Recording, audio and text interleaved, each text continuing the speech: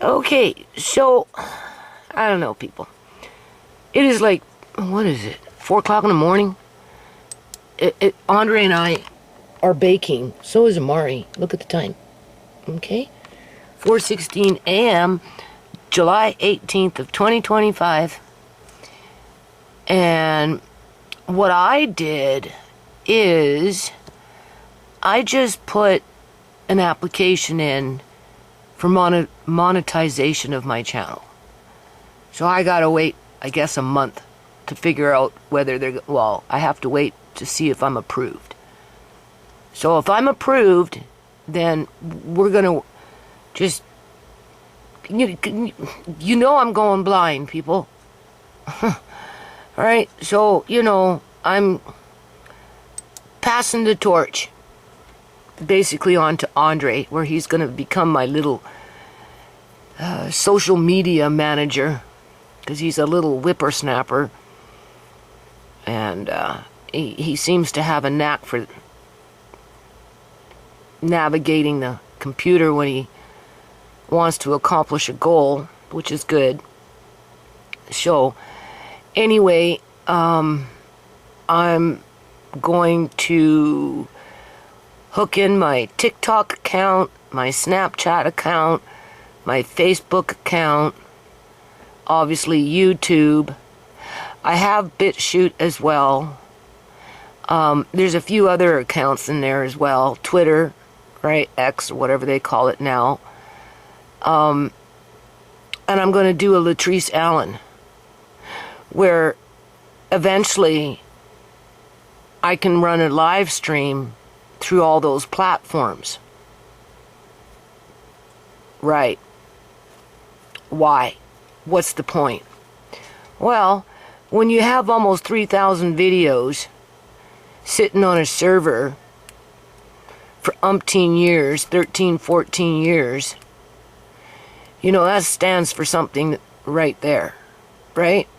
And I told Andre, the blinder I get, and then eventually Nana's just going to pass away, somebody has to manage that account, this account, right? New Nations Unity. So, that's the direction we're going in. And then the second thing is, there's an emphasis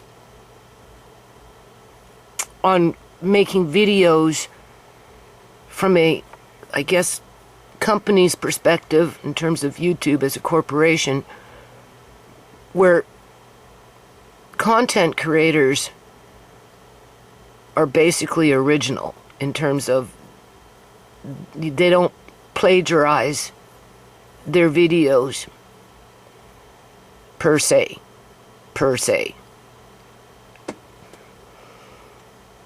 The more organic you can be in terms of a quote-unquote human being that's not threatened by AI influencers, I would suspect, the better off you'll be, maybe long-term on YouTube, as long as you can maintain your character in terms of you're not flip-flopping. One day you're this and another day you're that, and then it's something else, right? You're basically who you are and what you are, and it is what it is, and you live your life and you die, and whatever is left behind, well, it's either going to provide inspiration in a positive way for other people that come across your videos, or, I don't know.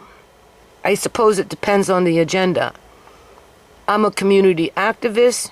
A lot of what I've done and said, and, is all to do with either warning the community about the dangers within our community, where some of us are not even aware of those dangers because we're under the impression that we live in a civil society, when in fact it's not as civil as we like to think it is.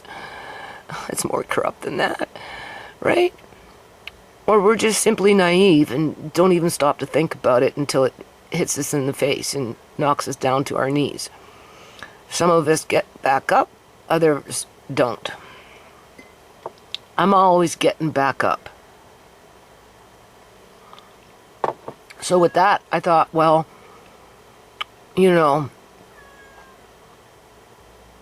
it doesn't hurt to try in terms of monetizing my channel. To what ends and to what means, I don't know. I can't predict the future.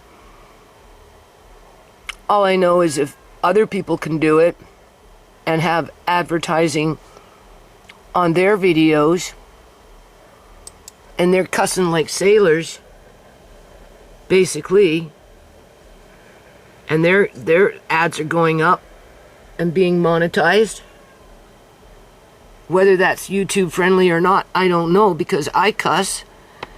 Andre, you cuss so much now. Oh, why are you getting me banned from my video game because it's family friendly and you're swearing in the background? And then he's mad at me, right? I'd put the camera on me, but I can't. I don't have a shirt on right now because I'm baking. I'm baking in this house hardcore. Oh my God, you don't even know. Oh, we all are. So anyway, I tell him, well, Andre, I'm like an old dog. It's hard. It's really hard to teach an old dog new tricks. You know, it is what it is, you know. I mean, yeah, sure. Nana says boo-boo. Why you say boo-boo? Well, because, you know, I'm trying to curb my tongue. Right? You know, you raise 5 kids, you go through the drama and the trauma and just whatever you get with 5 kids as they're growing up, not to mention who else you're coming into contact with over the years for this reason or that reason. And, you know, right? You know, you don't live a parallel life where just the line is straight. Nothing moves. You know, you're going like this, right? And, you know, there were times I had to get loud and swear and to get my kids' attention or whatever. And, yeah, and, like, you get to a point in life where you just don't give a crap, right? You let loose and just cut to the chase with, yeah, the boo-boo you and to heck with, you know, boo-boo you and or whatever. And so, but this woman here, she always cussing. And she's not the only one, right? Rosalind Knight, the Roz Squad, she also cusses. And not only do they cuss, but they bring in very derogatory words against others, calling them a whore and just whatever. It's derogatory. It's in a negative sense, right? Regularly. They don't just once or twice maybe say it. I might say it once or twice just because, right? I'm pissed off and you know, it gets down to that fine line, right? Where here, I don't know. All I know is that YouTube doesn't mind it. And they're monetizing that channel. Right? And clearly they're not shadow banned. But then their niche is mainly Black Americans and mostly women. It's a circle of Black women that run the internet with their live streams, whether they're visual, like Latrice Allen is visual, like she actually gets up on the camera. Rosalind once in a while will do it. This one never does, right? Some swear more than others, but the point is between them and a few others within their network, they get the traffic directed to them because they're Black. In other words, Black women are more apt to participate with channels like this who are being run by Black women. Birds of a feather flock together, right? Before those Black women that come to this site here, to this channel, before they'd come, they wouldn't come to my channel because I'm white. That's just a fact. I'd have to be something, I don't know what, to attract their attention in order to be able to keep them as subscribers where they would be interested in coming back. But they don't associate with me as well as they would with a black content creator on YouTube. Right, and you can even say that about white people too. White people would probably navigate more to white content creators before they'd, you know how it is. People are people, right? That just doesn't matter. Punjabis aren't going to hang out listening to this stuff, right? Only certain kind of people, right? So the point is, she can cuss like a sailor. Other people can cuss like a sailor, because I'm like, okay, so what would prevent me from being monetized? All right? Earn on YouTube, right? I already did all this. I filled out everything that needed to be filled out. Now I have to wait to see if I'm approved. And I'm like, what would prevent you? Right, from being monetized outside of maybe cussing too much, or some of the topics that I touch on that clearly YouTube is biased with, in my opinion, right? Do as I say, but not as I do. In other words, I can say one word in a video and have my video taken down because of basically one word, or 2 sentences, or maybe 3 sentences, where you go to another channel and they're talking up a storm around that subject, saying 1,000 sentences, and their videos don't get taken down, especially now that time has passed.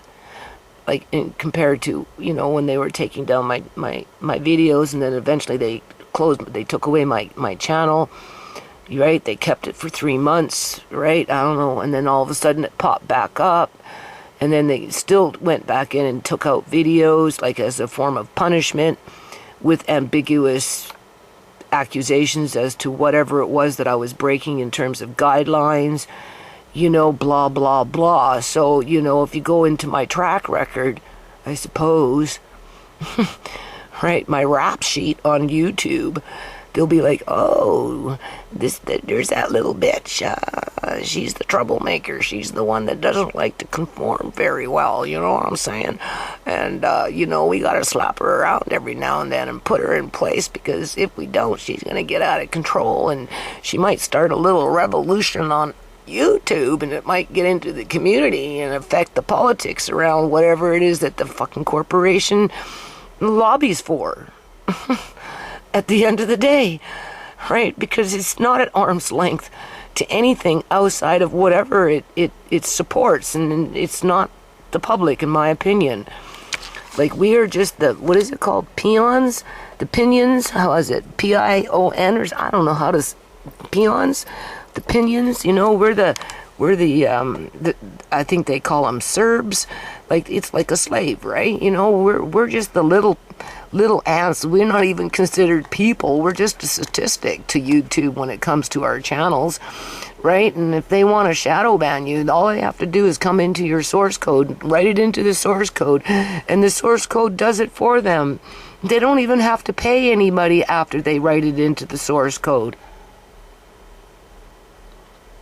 And that's where the company becomes biased, because they do stuff like that, right? Or, okay, whatever. I've been on YouTube for, since 2009. So I don't know how many years that is, but it's a lot. And, I haven't made any money. I have not had a desire to use the company as a means to make money.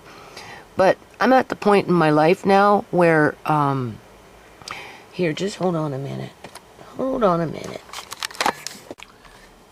Okay, so I made this.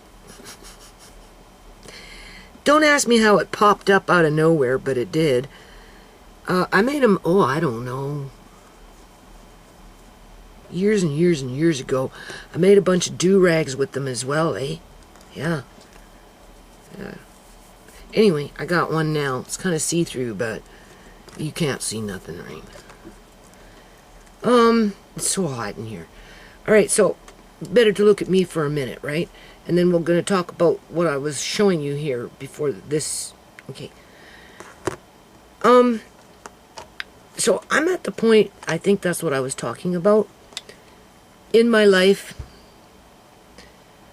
with the, the good fight, right? Like, you have to go through 26 years or whatever it is since 1999. Take it from 1999 up to 2025. The good fight for the community, right? For all people, regardless of da-da-da-da-da, right? And then look in that 26-year period of all the, I don't want to call them failures, definitely disappointments, right? Mishaps, sure, sometimes. Shortcomings, well, nobody's perfect, right?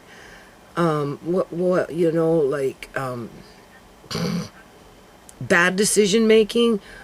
Well, when you're fighting the good fight, you see, that's the thing. There's really no bad decision making around it, because there is no rule books outside of, you do what you gotta do to fight the good fight so that you can bring peace and prosperity to the world in a utopia type situation where that's where people accuse you of being out of touch with reality. Right? And it takes you a long time to figure it out, and even then you balk at it and say, oh well, no, it doesn't have to be written in stone. Just because you believe that doesn't mean that I believe that, right? And therefore you continue to fight the good fight. So whatever you did along the way that maybe didn't work, or whatever, you can't say that it was bad decision making on your part, because you didn't win. You didn't get what you expected to get, right? I didn't expect to get basically nothing out of 26 years of investing tens of thousands and tens of thousands of dollars into a concept where I believed I could make a difference in the world if I just worked hard enough, tried hard enough, was faithful with the cause, even though I got derailed from here, and everywhere else in terms of all the bad things that's happened in my life, to the point where I am right now with, well, okay, don't cry over spilt milk. You can only go forward. So, and it's not like I'm a spring chicken anymore. Not that I was a spring chicken when I started doing what I was doing with the foundation and blah, blah, blah. I was like already in my 30s, and I had like 3 to 4 children, right? 4. I already had 4. And being a mother of 4 with another one on the way, it would only be natural that I would want healthy communities around my children. It would only be natural that I would want to have more safety nets for those within the community, so that we could have a level of normality in our lives and be productive, because without normality it's hard to be productive. And this is what disturbs me about the corruption within our society, that is not only making housing unattainable because it's not affordable and you can't access it, and for some people in the United States, and I would think Canada too, are being targeted because they don't have, the right, they don't have the income to satisfy the requirements of these people who rent properties, whether it's a management or a landlord, to where, in some states in the United States, you have to be able to prove that you can make 3 times the amount in income compared to the rent. And if you can't do that, you don't even get an opportunity to have a chance to rent the apartment or the house. And because they're so overinflated in terms of rents now, what it's doing is it's setting people up to be harassed before they even come into the door as a tenant. And as soon as you start harassing tenants, then that means the people who are harassing the tenant want something in terms of a monetized, or who knows. I mean, it doesn't always have to be money. It could be, favors. You owe me this, you owe me that, right? What is that called? I don't know. Anyway, extortion, right? If you do this, you get that. If you don't do this, this is what you're going to, right? Right? Okay. Andre, can you just turn that down a bit, please, and go to sleep, man. We have to get up in the morning. At least shut down, okay? I'm not going to talk very long. Africans are playing their music. All of a sudden, I'm sitting here. They're across the street, way over there. And I feel the boom, eh? Oh, my God. They never quit. So what I'm trying to say is, whatever content I do, I don't even, honestly, people, I don't go out of my way, grab a book. Well, what's my content for today? How can I draw in a viewership where I can make a lot of money and right, and or whatever, right? Be like other people on YouTube. Right? That was never my intent when I jumped on board with this channel. My intent was to be putting myself out in the front line of fire with the kids behind me. So you got anything to say, you say it to me. You want to call me down, you want to demoralize me, you want, right? You know what I'm saying? Right? I'm coming. I'm right? So like when I used to do park events, right? The kids were running around in the background doing whatever, but at the end of the day, I was the one that was basically up in front of the camera. Even as when I was working at the homeless shelter, and I was promoting community gardens and obviously housing, and I was bringing to the attention of, right, to the best of my abilities, with my resources, with my life skills and experiences, and my kids, they'd record and you'd see a little bit, but at the end of the day, I was the one that was in the line of fire. And I'm still in the line of fire. Right? And obviously I haven't dropped the ball. Okay, whatever that ball is, and it always goes to default, which is the foundation. To which I'm not even too sure how this foundation is going to survive. Because Rhea was supposed to play a key role in helping me to get it to a point where we could use it to our advantage as community activists, I suppose, because she became a board member to the foundation. So that's basically what she committed to when she signed on as a board director. And she was going to help me with this, this, and this, and then we were going to try and sell some hats online, blah, blah, blah, blah, to promote community something. Wasn't too sure what we were going to. I just know that, I tried it before.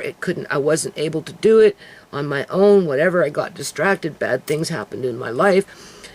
And now I've come full circle, and I'm there again. And I tell Andre, like, maybe you'd like to make some hats or something. Is he capable of doing this, this, and this when it comes to legal beagle paperwork? And well, obviously not. He's only 14 years old. I can still navigate the ins and outs of that, assuming that YouTube allows me to monetize my channel. But, I'm shadow banned. I'm a targeted individual on YouTube, so because they don't trust me, right? They don't know what the next video is going to be. But then that's the beauty of me. At least you know that I'm a true 100% freaking person with all their good points and all their flaws, still fighting the good fight to one degree or another. And honestly, I don't want to throw away 3,000 freaking videos because I can't keep up with quote-unquote technology. I can't compete with AI influencers. I can't compete with the Latrice Allens and the Roz Quaz and the Try Me Nows on YouTube, or anybody for that matter. Canadian Prepper, I can't keep up with Canadian Prepper or Popular Report, right? Just those larger channels, because for whatever reason, I'm stuck on stupid on YouTube, where I get like maybe 50 views with 1 or 2 thumbs down because it's the same person coming in with 2 different cell phones. Just using that as an example, right? Right? And in the meantime, everything else, whatever, 26 years of whatever is just being washed down the river. And, you know, I don't mind it being washed, but I don't want it being lost. That's the thing. I don't care if it gets washed. Okay, washing is a good thing, but if it gets lost, 3,000 videos lost, and right, and I just become a rumor to my prodigies after the fact of me being gone, in terms of, well, man, I used to have a YouTube channel. I don't know what happened to it. It just disappeared one day. Well, I don't want that to happen. You don't put the amount of effort that I've put into videos, whether they were done on the fly or not, because every video, honestly, has been done on the fly.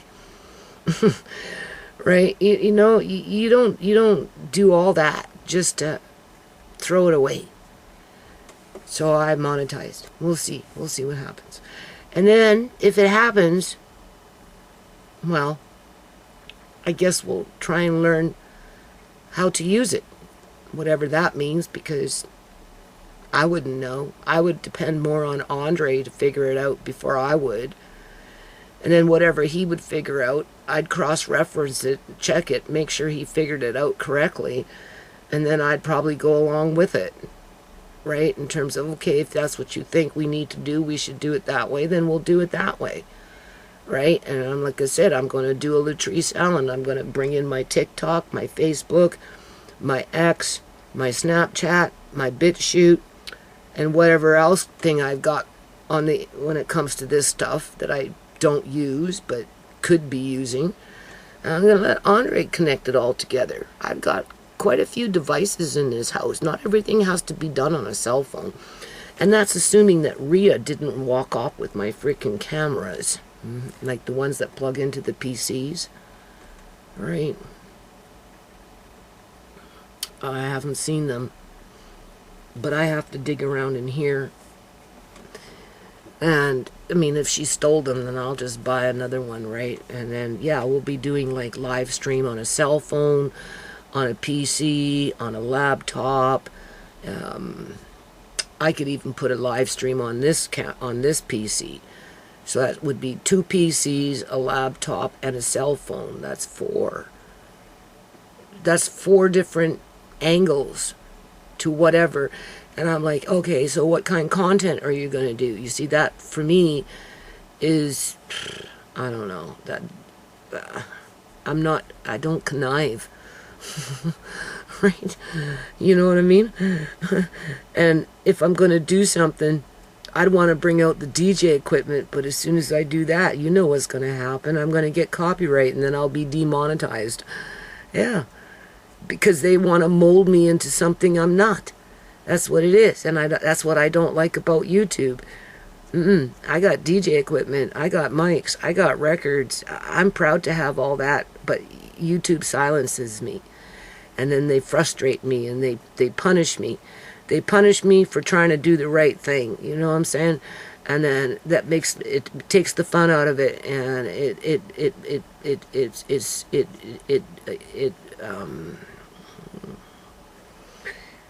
unincentivizes you to go the extra mile. Dig deep into your pocket if you have to get to that mile. To the end of it, that is, right? Because if you don't have no incentive, there's no point in doing it.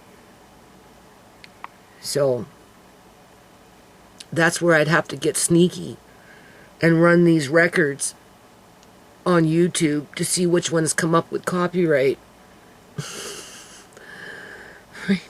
And not use them in my videos so that the video can stay up and not be muted or deleted or copyrighted and penalized, and then you start getting strikes. Remember those days? Oh my God. That shit's nerve-wracking.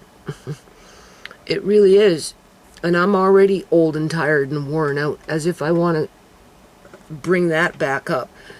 You know, my heart is already like this with Amari. You know, I don't need to come to my computer, open up my email, and find out that I got 3 copyright strikes because, you know, I was doing something at my sewing table with my disco balls, having my blind woman's auction with Andre DJing in the background. That's the kind of content I want to do. But would YouTube let me do it? Probably not.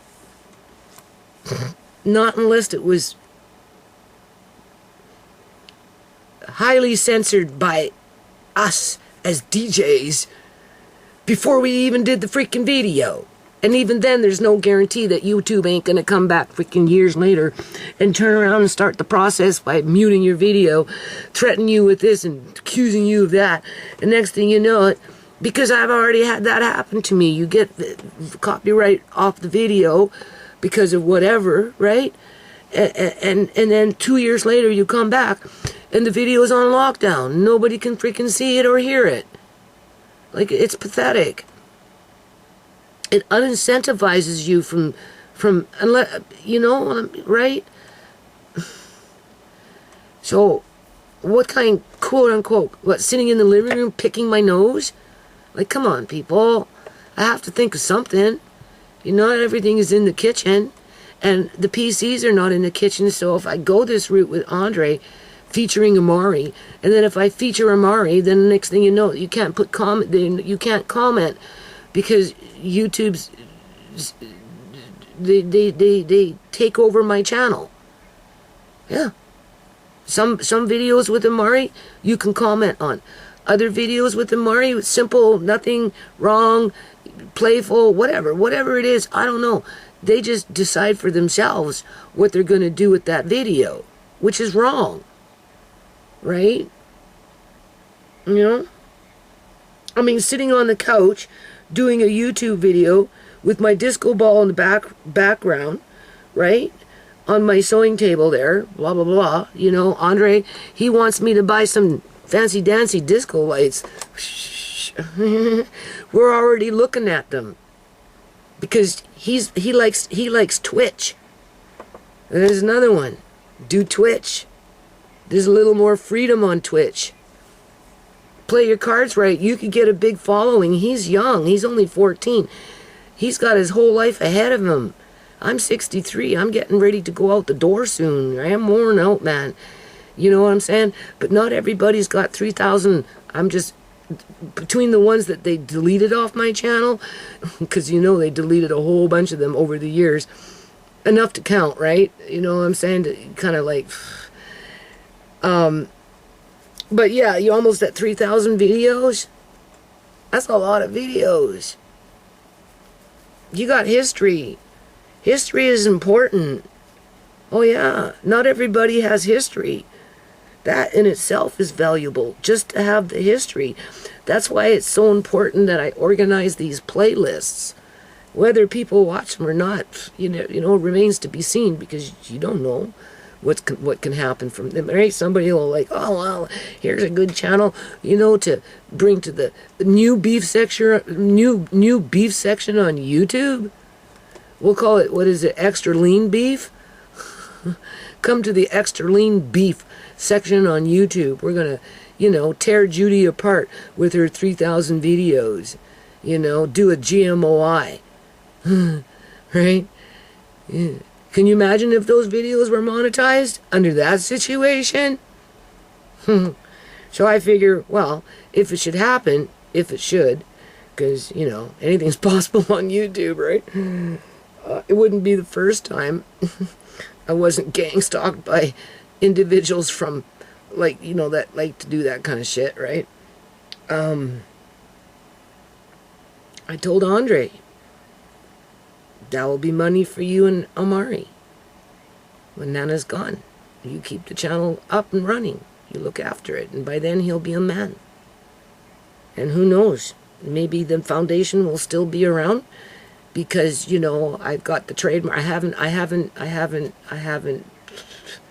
They said November. Remember I did that video on the phone? Like, that was real. That wasn't fake, right? That was real.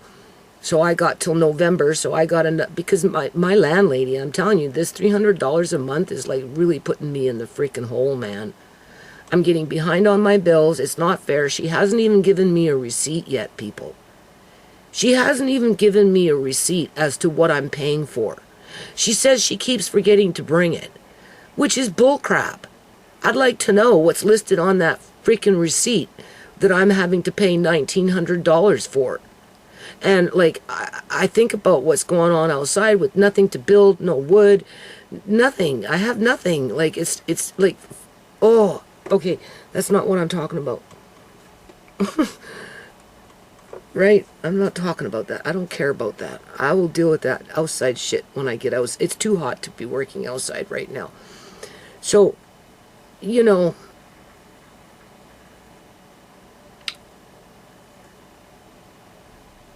to keep this video short, you get an idea of where I'm going and what I'm trying to do. Whether I get there or not remains to be seen. I'm so overwhelmed. I'm so overworked. I'm so worn out, you know. But I plug along. I tell myself every day, Judy, you know, don't, because I get jealous. I get jealous that other people can see and I can't. If I ever had to say I ever felt jealous in life, it would be at this point in my life. I've never really ever felt jealous of anybody for anything, because whatever they had, it wasn't like I wasn't able to go out and get it for myself. Maybe not as much as they had, but I could get it for myself if I really wanted to bad enough, right? In terms of like money or whatever, right? That's why I became a costume maker, because I did it for myself, right?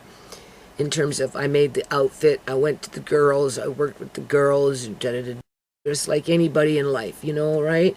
You're either going to do it or you're not. So anyway, I don't even know what I was saying, because now I'm crashing here. I'm getting tired all of a sudden because of this heat.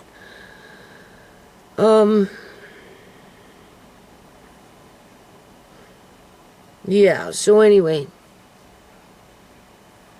that's the direction I'm going in. You're jealous. I have to fight jealousy against people I don't even know in the billions. How is it that billions and billions of people can see, but I can't? Lord, don't you understand that I'm busy and I've got a full plate and people depend on me and I can't afford to lose my eyesight, and I don't quite understand why you're taking it away from me outside of life is a barrel of monkeys, and you just got to sometimes laugh your way through it and just be brave and face the future and understand that sooner or later, whatever struggle you went through, it will be one day, poof, you're gone. Nothing moves except you, and everything else stays behind. So therefore, whatever you're struggling with is really, I don't want to say mute, but it will become a very mute point after death. So it just becomes an irritant that unfortunately makes me feel jealous. And I don't like the feeling of being jealous, because I'm not a jealous person. If a man didn't love me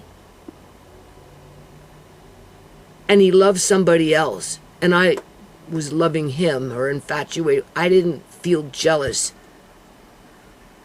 from him not loving me compared to loving somebody else.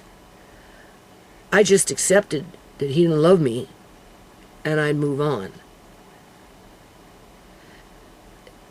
Because I'm not one to compete for the affection of a man in order to feel quote unquote loved, if that makes sense. So I never struggled with feeling jealous towards other women. It was the other way around. Women were jealous of me. But now, I'm like, Judy, what's the matter with you? Are you feeling jealous? You're jealous of billions and billions of people. They can see, but you can't see. And I'm like, yeah. So, I don't want to say that's the consequences of my life, because I don't know what kind of consequence it was to be going blind. Outside of whatever. I mean, it's easy to blame the doctor. It's easy to blame the government through lockdowns where you couldn't get a referral, but that's, again, all water under the bridge. So anyway, when I did the wheat that was slightly compromised because of the inadequate packaging that it was in, and I did that in my video, to which some people, I'm going to end this video now, right? Some people would see it as, I suppose, being impractical and maybe even foolish, or I don't want to say irresponsible, in terms of if it had a moth or a weevil, but not to the point where it destroyed the wheat itself, because you'd know, right?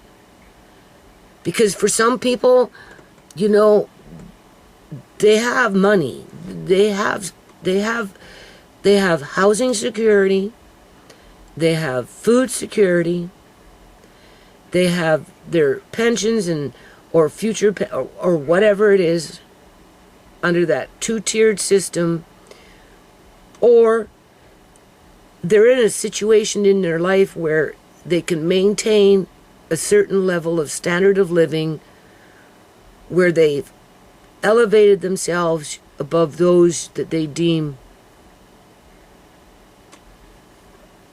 inferior to their lifestyle, to where what I might do, they would never do. But then they would never have to, because, or maybe even if they have to, by the time they needed it, it would be too late. And then that's where you would learn from experience, and you'd be kicking yourself in the butt. Where I don't need to learn. I just need to have it available in terms of that wheat. Right? If I want it. Without being wasteful, assuming that it's, it's nothing for me to go and spend another $200-300 and get another freaking 200 pounds of wheat delivered to the house.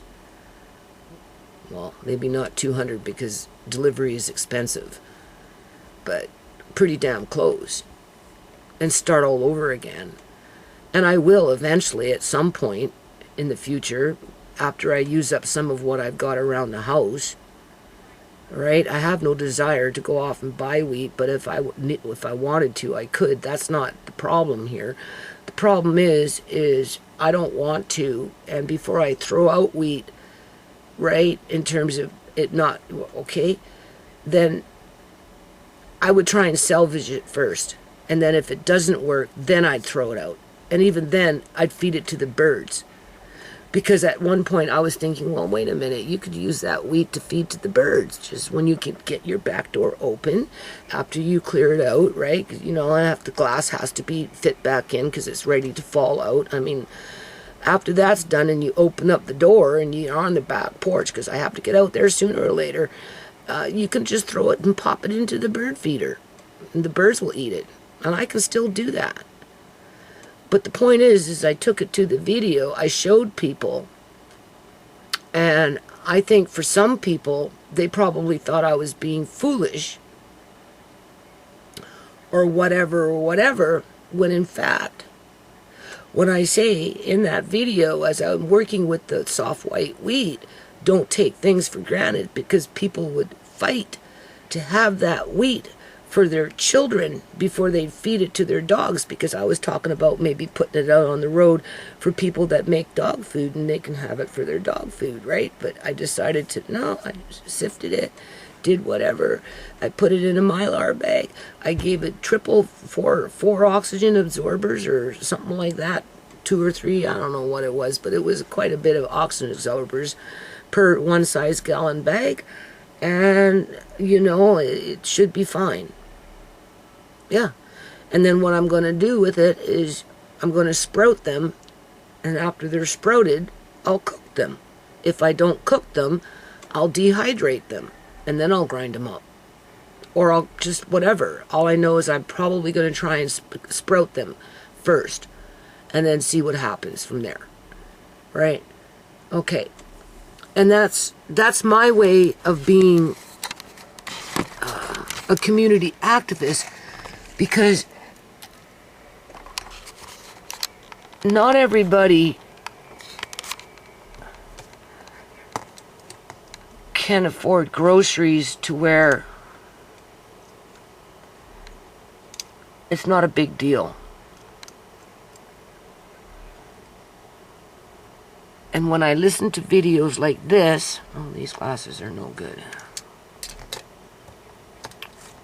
It just reconfirms what I'm saying on my videos. The state capital.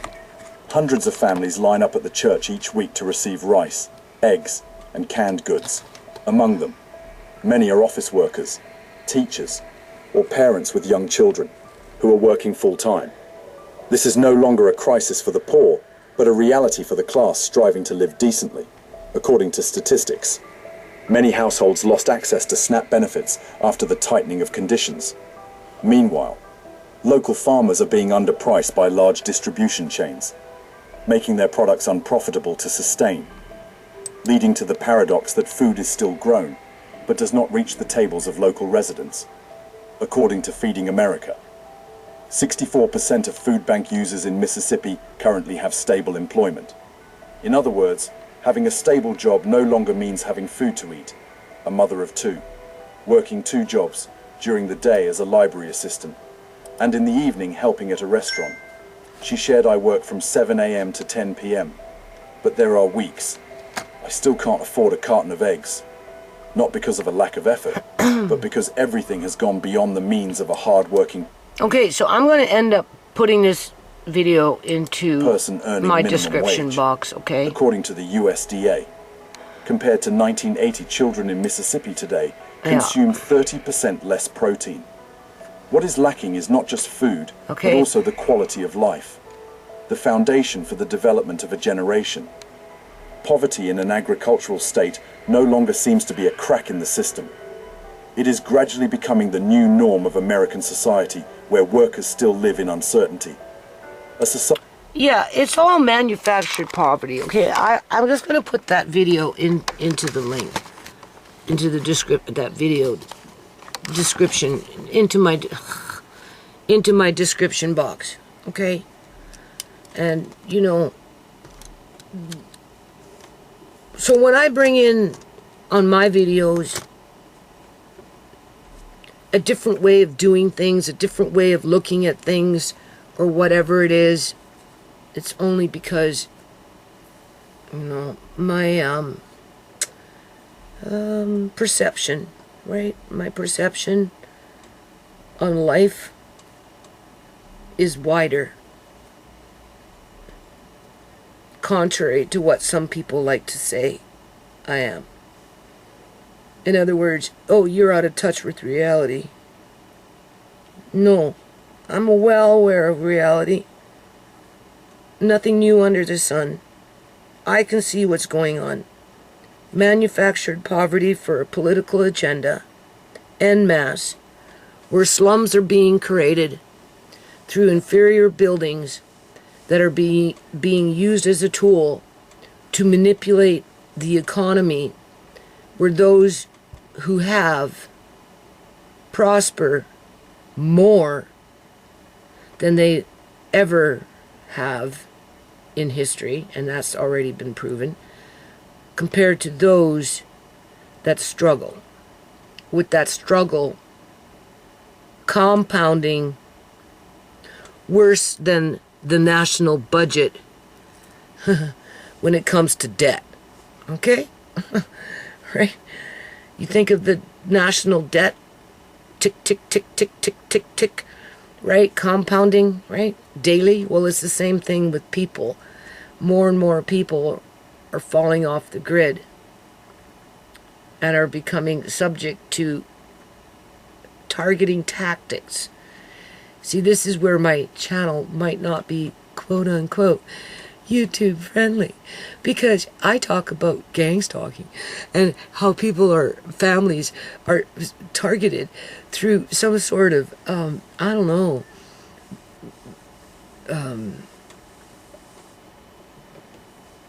let me put it to you this way. Back in 1999, when I was on the computer on Black Voices, Black Planet, talk radio, well, you didn't, that was whatever, right? You know, and I was on the chat boards and typing, you know, and I wanted to be I wanted to be more than just a keyboard Rambo. I wanted to be a community activist and, you know,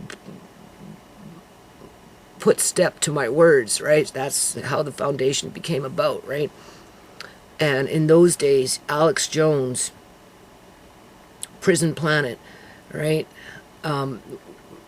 was inundating these sites, okay? And he still does it wherever he can, right? And he was talking about how the government was building in a system where certain households within communities were going to be targeted for nefarious reasons. And I remember, you know, that won't be me. I live in Canada. Canadian government would never do that. Hell no, right? I want to be New Nations Unity, bring United States of America and Canada together so that we can fight the good fight and uplift both our communities and bring in universal school meal program and work on school restoration and help the kids in the neighborhood and feed the elderly. Whatever it is we need to do, we're going to do it because, you know, we're good people, right? Whatever. Whatever. Yeah. So, the point is, there's truth to what Alex Jones was saying, and that's what my videos over the years have proven, because I do believe my family was chosen to be targeted. However, the criteria where I became a match for that program came about doesn't matter. The point is, there's been too much hardship and loss within my family unit over a short period of time that is directly linked to certain groups, whether religious or whether professional, that made things happen the way they happened to where I am now, with a sad story behind me that makes some people feel uncomfortable. But then knowledge is power. You see, that's the thing. They don't see it like that, though. They see it like it's that little bully video that I did. They'll witness the bullies doing what the bullies are doing, but they won't get involved because they're afraid the bullies will start bullying them, right? Anyway.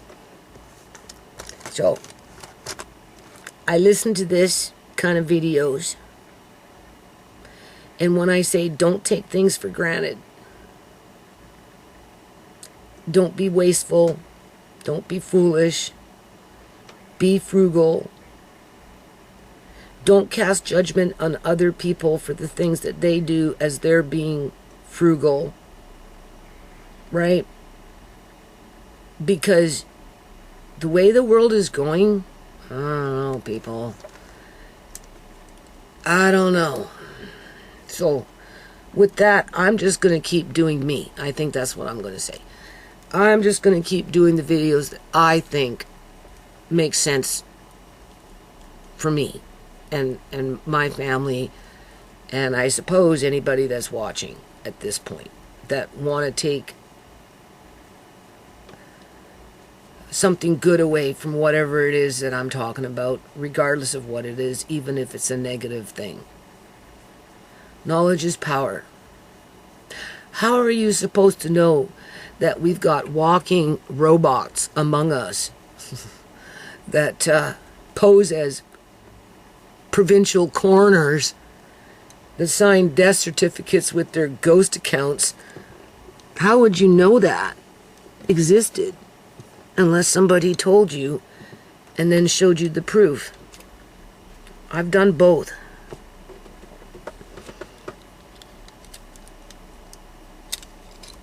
And that's what makes me unique.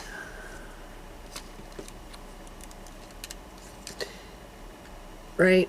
It's a negative thing that I brought to the surface, but it's a positive thing if you have knowledge around it, so that at some point in the future, you might be better able to protect your family better than I protected mine.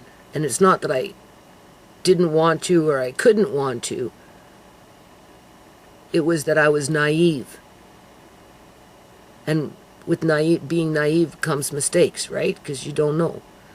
But if you know and you've got it in the back of your mind and you coming into some funky stuff, right? There's more than one targeted family in this world, and maybe you might end up becoming one of those one day because somebody signed you up to that program and you just weren't told about it until you figured it out, and you root it back to what Alex Jones said in 1999, because he warned us. And I do believe, after everything that I've been through with my family and with the amount of loss and how, these situations were dealt with, I do believe there is such a program like that that's directly connected to somehow some government agency, because it's a lot of government workers that perpetrate this stuff without being held to account, right? Whether it's a direct crime or negligence, which is not as criminal as a criminal act, right? And because I talk about this stuff, I'm already talking about it, man. I don't know if YouTube's going to monetize me on that crap, because it comes from being a community activist. If I would have had different experiences, I'd be talking about different things, but I'd still be a community activist. So I didn't mold myself. My situation, my experiences, my circumstances, that's what molds the story.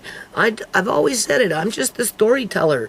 I'm not the one sitting here writing the fucking script. I don't even get a chance to practice my role, like my lines. It comes as it goes. It comes as it is. And so anyway, we'll see what happens. But yeah, no, watch this video in the description box and just put it in the back of your mind that you might not be as safe as you think you are. Because especially for us Canadians that, are sitting cushy. You're sitting cushy, you're living in the city, and there's lots of food, and I guess you got lucky and you got affordable housing, so you can afford to pay your rent, you can afford to pay your hydro and gas and your freaking phone and whatever, and still go out and buy groceries, and have a fridge full. Well, if you're in that situation, then you're doing pretty damn good in Canada. But don't take it for granted. You never know when that rug is going to be pulled out from underneath your feet, and you're going to find yourself in a whole different situation, and you don't really know how the economy is going to continue to change over the next 10, 15, 20 years, being that, we're being molded as a society to poverty, to be in poverty, basically, where some people do well, just a handful, compared to the majority. Seriously, that's what these buildings are going to represent. They're going to stuff these buildings that they're building so full with everybody baking inside. I said to Tisha the other day when we went to the children's hospital, and I'm going to end it on this. We're driving down. I should take a walk with Amari to go really and upload and like record these buildings. I said, those things are so ugly, it's just a matter of time before it's going to come into lockdown. The government going to come in and do like China and lock them up at the bottom of the door with a bunch of freaking chains, and everybody's going to be stuck inside. You watch and see. I said, I might not be alive in 10, 15, 20 years from now to see that happen, but that's what's going to happen, people. Because it's already happened. Nothing new under the sun. And anything that they're building, I mean, like, if you can't even feel cool in a house, how the hell are you going to feel cool in a 6-story building that's it's been built with, I don't know.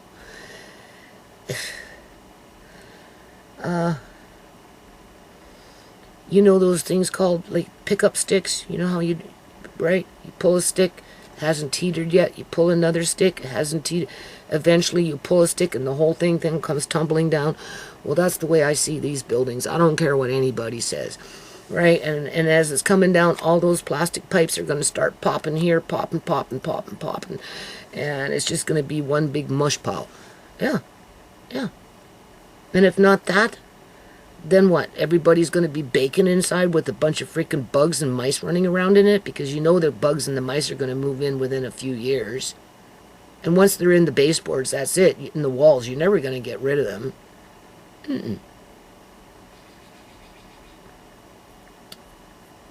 And like, how do they expect to, like, we need to calculate the numbers on these buildings in terms of the numbers of suites, at how much it is to rent out per suite.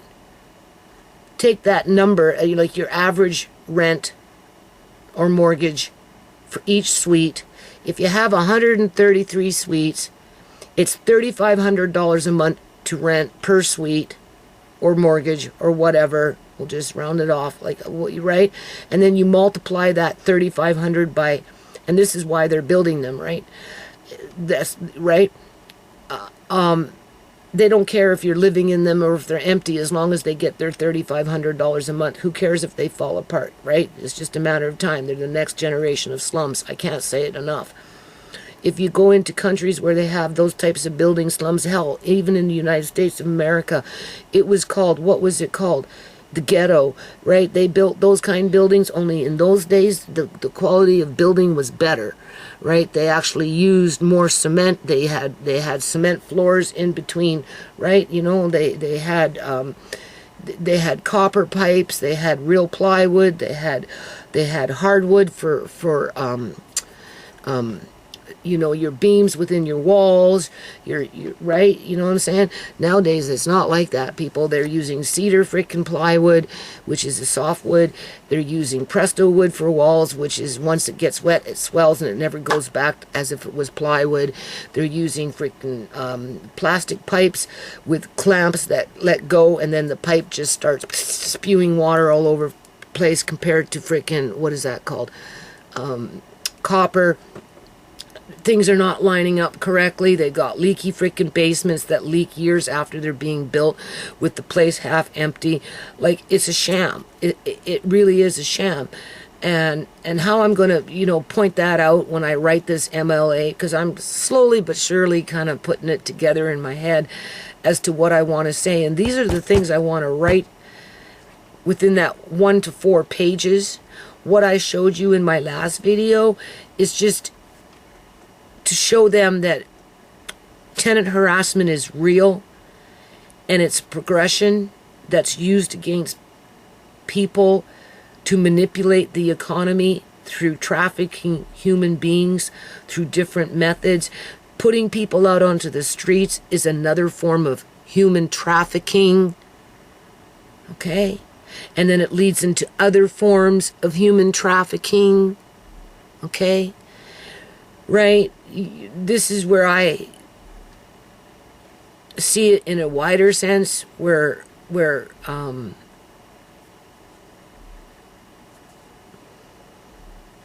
I will talk about it when I want to, and basically however I want to, because that's the reality of what's around me and what could happen to me and my family based on a false perception of good business, which it is not. Right? So, but it's a lot of wordplay. You know, it takes me back to those lawsuits and reading legislation and having to interpret it, having to interpret it, and then, you know, typing out whatever I was in, right? And then actually facing the dragon to only have the dragon spit you out like yesterday's dinner. You know what I'm saying? Oh, just throw it out of court, right? You know, we're the dragon and you're just, you know, the remnants of a bone that we ate yesterday from a piece of meat, right? You know, they don't see you as a human. So whatever it was that you wrote, it just becomes all a modge-podge of nothing, because that's not what our society is built on. It's not built on ethics, people. It's really not. It's just a big one fat charade. So, anyway, I just wanted to say I put an application in to see if I can get monetized. And I'm like, okay, well, if they do it, you have to try harder not to swear at least. At least that, Judy. And don't say the V word too much, because if you do that, right, you know what I'm saying, you get yourself into trouble, and you know, it's like, whatever. No guarantees in life, right, people? Right.